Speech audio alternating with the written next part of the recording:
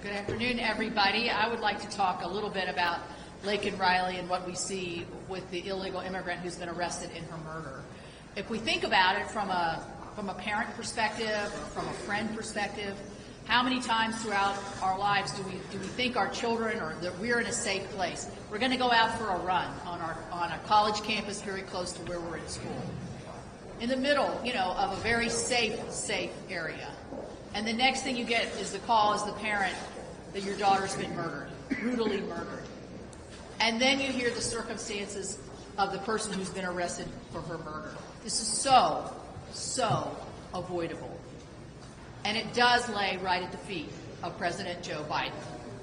His catch and release policies are the reason his use of parole is the reason that one individual impacted that family and her friends for the rest of their lives. And so, as Joni just mentioned, I would implore the president to do something. It's been within his power. I think it's sort of not even ironic, but a little bit laughable that now you're reading reports where the president says, I might do an executive order. Haven't we all been saying? You can do executive orders like President Trump did. You could have done this 3 years ago. And maybe Laken Riley would still be with us here today. So, for that reason and that reason alone and all of the other issues that go along with not knowing who these folks are, where they're from, what their intentions are, what kind of criminal records they have, President Biden has got to do something and do it quickly.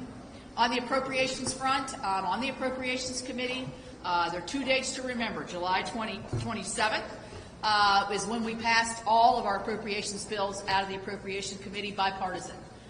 Senator Schumer has neglected, except for in November, the second day to remember, except to put up 3 bills.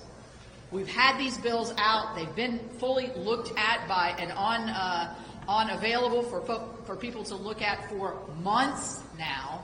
And there's no reason we can't do what the leader said, which is to go to regular order vote for the first 4 bills and stop this whole charade of government shutdown. We can't do our work. It just reverberates around the American public. The American public's worried about a couple things. Safety. They're worried about when they go to the grocery store that they're paying more than you've paid for food in decades, proportionally. They're worried about the education of their children. They're worried about the safety of our international men and women as they're deployed. So I think that the least we can do as a United States Senator is to get Senator Schumer to put us to regular order, vet these bills, to get them across the finish line and have the president sign them.